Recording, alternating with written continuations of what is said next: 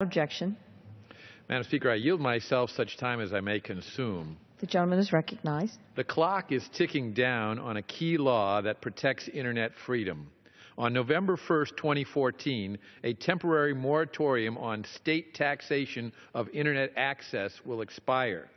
In 1998, Congress temporarily banned state and local governments from newly taxing Internet access or placing multiple or discriminatory taxes on Internet commerce.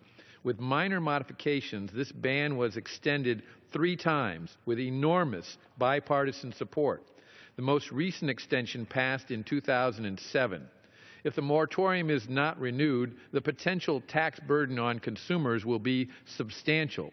The average tax rate on communication services in 2007 was 13.5%, more than twice the average rate on all other goods and services.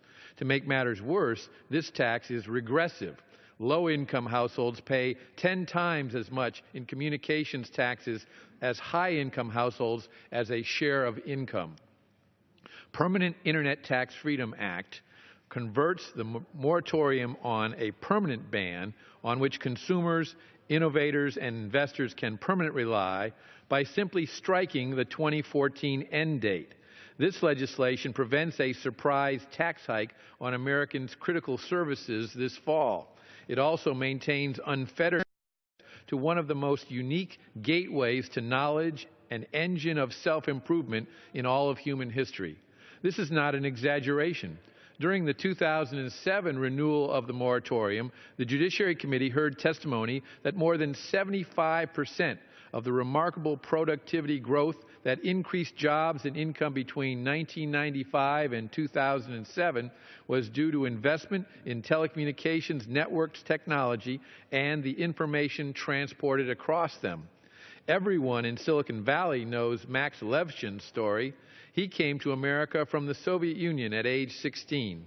His family had $300 in its pocket, and he learned English by watching an old TV set he hauled out of a dumpster and repaired.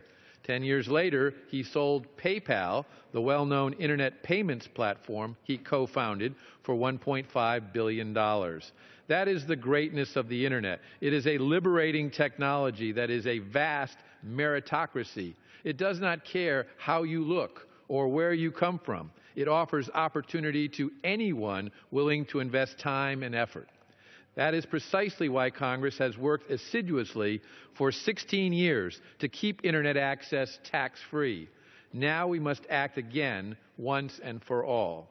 The Permanent Internet Tax Freedom Act has 228 co-sponsors. The Judiciary Committee reported it favorably by a vote of 30 to 4. Nevertheless, small pockets of resistance remain. They argue that the Internet is no longer a fledgling technology in need of protection. But it is precisely the ubiquity of the Internet that counsels for a permanent extension. It has become an indispensable gateway to scientific, educational, and economic opportunities. It is the platform that turned Max Levchin from an impoverished immigrant into a billionaire. The case for permanent tax-free access to this gateway technology is stronger today than it ever has been. Opponents also claim that this legislation will lower state revenues. 7 states currently enjoy an exemption from the moratorium. This legislation lets these grandfather clauses expire. But these grandfathered states had no reasonable expectation of maintaining their special status. The original moratorium included a grandfather clause to give states that were then taxing Internet access some time to transition to other sources of revenue. Some discontinued taxing Internet access in support of a national broadband policy. For those that still haven't, it's been 16 years, time enough to change their tax codes. If the revenue grandfathered states now reap is truly essential, it should be straightforward for the state to recoup it through a different form of taxation. It is important to note that the Permanent Internet Tax Freedom Act does not address the issue of state taxes on remote sales made over the Internet. It merely prevents Internet access taxes and unfair, multiple, or discriminatory taxes on e-commerce, whether inside the taxing state or without. I would like to specifically thank Mr. Shabbat and Ms. Eshoo, Subcommittee Chairman Backus, and Subcommittee Ranking Member Cohen for their work on and support of this legislation. This bipartisan legislation is about giving every American unfettered access to the Internet, which is the modern gateway to the American dream. I urge all of my colleagues to support it. And I reserve